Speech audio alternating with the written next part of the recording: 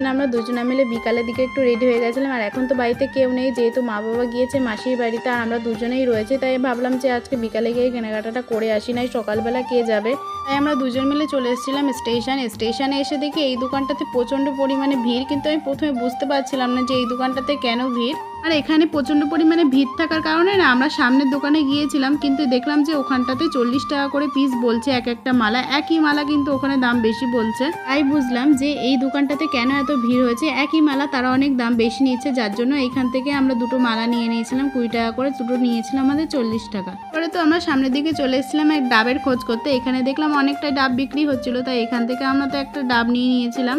এবছর যেহেতু আমরা দুজনেই একসাথে উপোস করছি, এই ফার্স্ট টাইম, বিয়ের পর কিন্তু এটা আমাদের প্রথম শ্রাবণ মাসের উপোস করা। আমি বিয়ের আগেও করেছি, কিন্তু বিয়ের পর এটা যেহেতু ফার্স্ট টাইম, ও আমাকে বললো যে ও করবে, তাই জন্য আমরা দুজন মিলেই এবছর করব।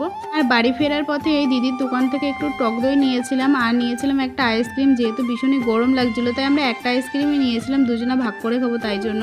কিন্তু এখন ওয়েদারটা এতটাই খারাপ যে তুমি যদি ঠান্ডা খাও তাও কিন্তু তোমার ঠান্ডা লেগে যাওয়ার